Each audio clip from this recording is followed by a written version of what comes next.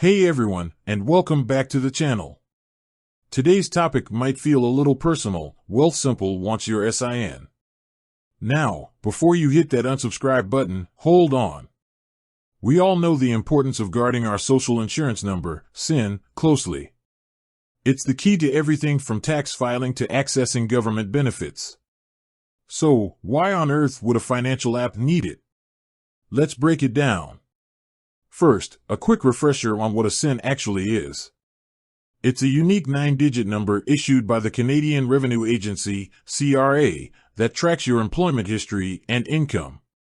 It's essential for the government to keep tabs on taxes you've paid and benefits you're entitled to. Now, Wealthsimple isn't the CRA. They're a financial technology company, or fintech for short. They offer a variety of services, from investing your hard-earned cash to managing your everyday finances. But here's the catch: not all their products are created equal. Some Wealthsimple accounts, like their tax-free savings account, TFSA, or Registered Retirement Savings Plan, RRSP, have special perks. These perks come with strings attached, though, and that's where the SIN comes in. The CRA regulates these special accounts to make sure you're using them for their intended purposes, saving for retirement or building a tax-free nest egg. To enforce these rules and report your activity to the government, Wealthsimple needs your SIN. Think of it as a way to keep track of your contributions and withdrawals, ensuring everything stays above board. But what if you're just looking for a basic investing platform, a place to buy and sell stocks without the fancy tax benefits? Here's the good news: Wealthsimple offers non-registered accounts too.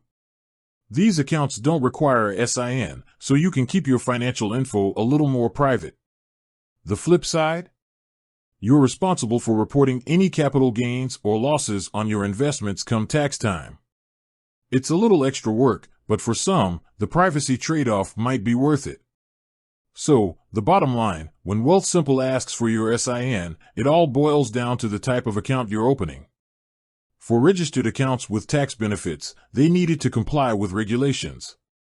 But for non-registered accounts, you have the option to keep your SIN private, with the understanding that tax reporting becomes your responsibility.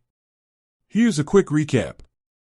Registered accounts like TFSAs and RRSPs require a SIN for tax reporting purposes. Non-registered accounts don't require a SIN, but you'll have to report any investment gains or losses on your tax return. Ultimately, the choice is yours. Do your research, weigh the pros and cons, and decide what level of privacy and tax advantage best suits your financial goals. With that said, thanks for watching, and until next time, happy investing.